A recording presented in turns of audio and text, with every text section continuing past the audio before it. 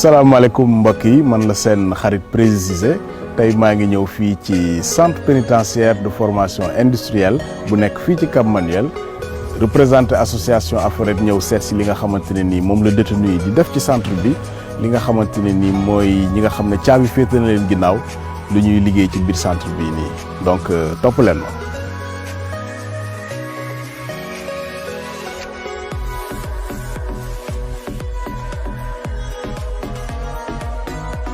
centre bi comme niñ ko waxee ci turam centre la boo xam ne rôle am mooy mu préparer ñi nga xam ne dañoo nekk ci loxo yoon te war a ñibbi mu préparer leen may leen benn xam-xam benn liggéey boo xam ne bu ñu génnee ëllëg dinañ mën a dugg ci vie active bi. centre bi bu mu commencé liggéey ba léegi day produire lépp loo xam ne mooy produit d'entretien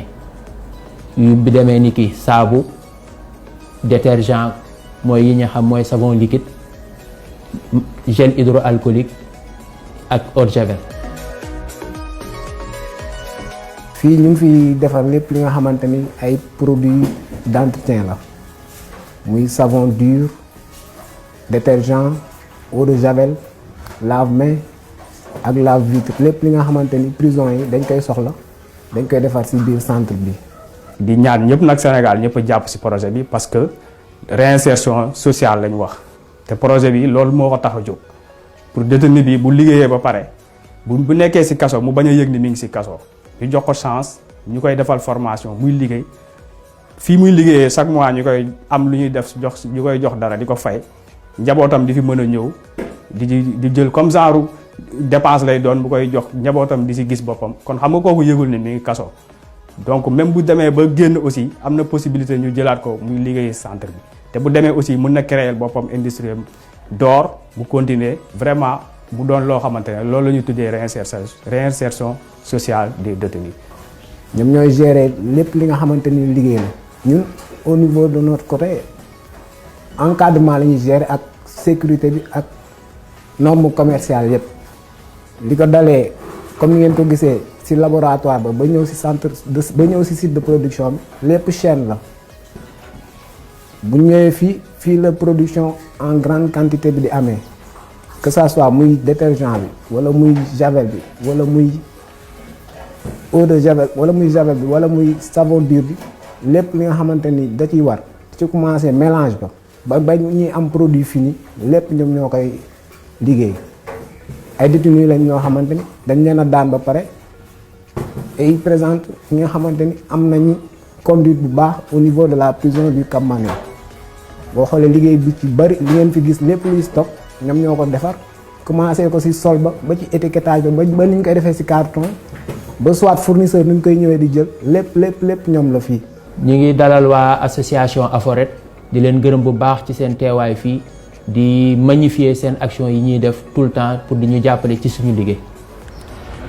ginnaaw bi ñu jógee fële ca Cap Manuel ñu ngi fii ci centre de détention pour mineurs bu nekk Hann ñu koy wax Forbé.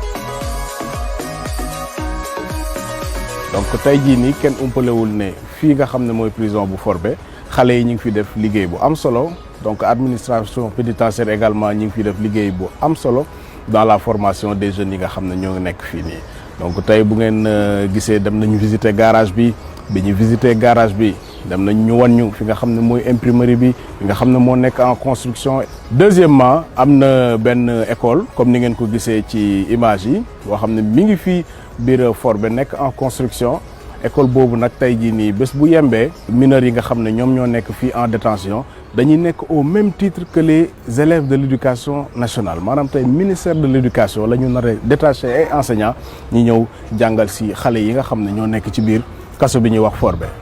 jàppale waa administration pénitentiaire tey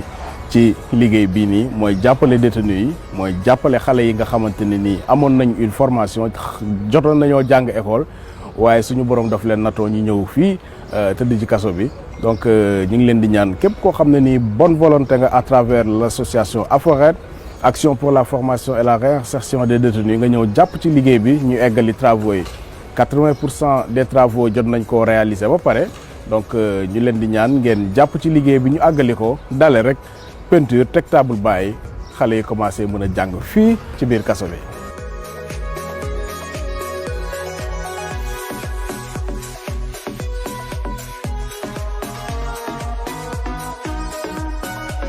fii nag atelier bi compté mi ngi compté 70 machines 70 machines yi 50 yi ay piqueuse la mooy ñaw simple bi am ñaari strifuleuse ak 8 20 yi ñu ngi fi employé 20 détenus yoo xam ni ñii dañ fi indaale seen métier ñii dañ fay ñëw ñi leen accompagner seen métier di leen gën a jàppale pour ñu mën a accomplir seen métier ndax atelier bi li ko tax a jóg mooy la réinsertion ñi nga xam ni amuñu métier tëdd peine yu gudd ñu leen jàppale pour ñu mën a am métier ñi nga xam tamit am nañ seen métier yàlla nattu leen ñu ñëw fi ñu leen di jàppale pour ñu bañ a fàtte seen métier continuer di ci am dara. léegi nag pour la réinsertion ñu continuer di ñëw ay yëre civil yi nag par exemple détenu bi nga xam ni wala employé bi nga xam ni moom mooy ñaw ci yëre yi am na ci loo xam ni moom moo ko moom muy pécule boo xam ni lii bu demee ci part administration bi lii part détenu lay doon part détenu boobu nag certes am na ñoo xam ne ñu ngi koy laaj part détenu bi fan lay dem bu dee atelier bi part détenu bi am na ci ñoo xam ne tey jii yàlla nattu na leen ñu ngi bàyyi seen famille ci biti seen part boobu ci la ñuy dajale di ci yor seen famille am na ñoo xam ne seen événement Tabaski wala Korité seen xaru Tabaski kër fii lañ koy jëlee yàlla loolu la yàlla dogal nga ñëw indi sa produit fini produit bi mooy sa tissu soo ñëwee indaale sa modèle nga waxaale ak chef de la production mun la temps ni la bis teel nga ñëw jël si ko amul protocole mais comme pandémie bi moo tax ñu arrêté yëre civil yi mais bu dul woon loolu képp ku bëgg a ñawlu boo ñëwee soo ñëwee ci bunt bi di atelier tailleur laa jëm dañ soo mënta dugg nañ ñu woo ñu jël la xool li nga bëgg ñu defal la ko. notre devise c'est vite fait bien fait et moins cher ndax seetuñu ci lu bëri mais dañu seet ni réinsertion bi il faut ñu am lu ñu téye ñi nga xam ne ñoom lañ nekkal muy pensionnaires yi nga xam ne ñoom lañ nekkal fii te ñu war fee gagner seen wërsëg.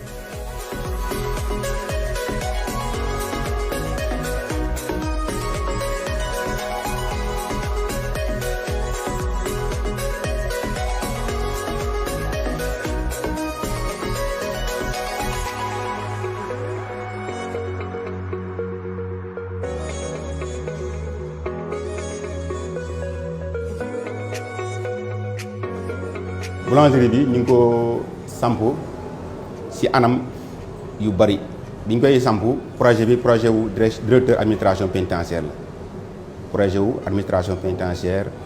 c'était dans le cadre vraiment de nourrir pleinement les pensionnaires nourrir pleinement su ma ko soo déggee may wax peut-être ñu jël li ñuy jël ci pain jox ko pensionnaires yi mu nekk pain bu mucc ayib. pain mucc ayib mooy pain bi nga xam ne nii pain bu baax la pain bu am qualité la pain bu am quantité la. premier pas bi mooy lan mooy taxawal boulangerie suñ ko réussir rek jéem a dem ci beneen pas donc pas bi foog naa ne c'était un défi. Il y a plusieurs ateliers yi mooy lan atelier dafa am ñaari façon personnel yu fiy liggéey mooy personnel bi nga xam ne nii le directeur de l'administration pénitentiaire moo ko fi indi affecté ko ay agents lañ ñoom ils sont au nombre de 11 ak ñi nga xam ne nii moom mooy ay pensionnaires. su ma déggee pensionnaire mooy détenu yi nga xam ne ñoo ngi ci biir camp pénal képp kuy wax camp pénal da ngay wax condamné te kuy wax condamné ku ne mooy wax ki war a liggéey tëj nañ ko li ñu ko war a tëj ba pare amatul benn ak justice yoon donc kooku war a dafa liggéey waru toog ci kaso yi pour lutter contre l'oisiveté gaa ñu ne war nañ jël ñooñu kat xalaat leen jël leen indi leen ci ay bërëb yoo xam ne ñuy liggéey bërëb yooyu nag benn ngi nii mooy boulangerie fii 18 pensionnaires ñooy liggéey fii ils sont au nombre de 18 ci 18 yooyu 12 ñooy titulaires ñi nga xam ne ni moom chaque fin du mois am nañ suñ ko tuddeewul salaire tamit jege na salaire dañ koy jot benn xaalis boo xam ne dañ koy jot jox ko jébal ko waa directeur camp pénal moom mu jébal leen ko ñoom ñu jox ko seen i mbokk. en moyenne la boulangerie dana produire 6000 baguettes minimum en moyenne ça dépend des jours mais en moyenne dana produire 6000 baguettes par jour waaw 6000 baguettes dina ko produire par jour te su loolu yëpp si prison yi lay dem donc kon la région de Dakar soo seetloo nga xam ne ni mu absorbé si kii de xaw na bëri même su nga xam ne ni aussi suñu dëkkandoo yi nekk fii nii si environnement kii environ fii nii fii la ñuy utee pain soo leen fekkee fii ñu liggéey doo xam ne sax ay pensionnaires la ils sont bien habillés ah ils sont très bien formés pain bi ñi nga xam ñoo koy defar par l'encadrement de certains agents qui sont là ñoom ñoo koy defar suñ génnee dootuñ nekk seen xel dootuñ nekk si li ñu nekkoon donc loolu mooy suñu mission je pense que même suñ ko réussir tamit ñu ngi bëgg a réussir. maa ngi gërëm waa Aforet donc yéen ñi nga xam ne yéen a ñëw fii donc dirigé par monsieur Cissé donc di leen gërëm bu baax di leen wax ne yoon bi ngeen nekk noonu la administration lii la soxla.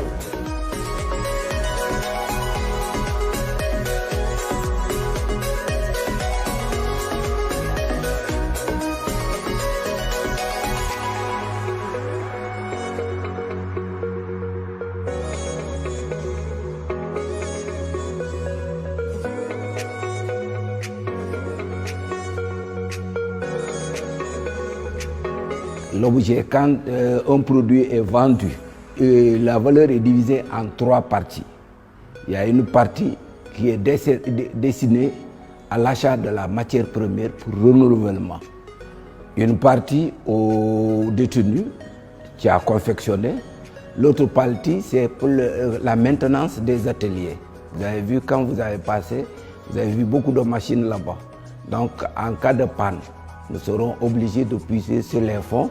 pour réparer. Bon, je vais lancer un appel à la population sénégalaise, même à la population étrangère qui vit avec nous, de venir au moins acheter un article, ne serait-ce qu'un seul article, mais c'est participer à la réinsertion sociale des détenus. Parce que le but, c'est ça. C'est permettre aux détenus d'acquérir un métier à la sortie, qu'ils puissent au moins réintégrer la société. salaamaaleykum sama gars yi encore man la seen mbokk seen xarit Prési Cissé alors tey gis ngeen ne on a terminé par le camp pénal terminé tey par la prison des femmes bi nga xamante ne nii jóge nañ fële di Cap Manuel ak Forbé tey ñëw nañ fii ci camp pénal seet si détenus yi li nga xamante ne ni ñu ngi koy liggéey donc tey gis ngeen atelier tailleur bi donc tey ku gis atelier bu mel nii yow boo toogee sa kër ne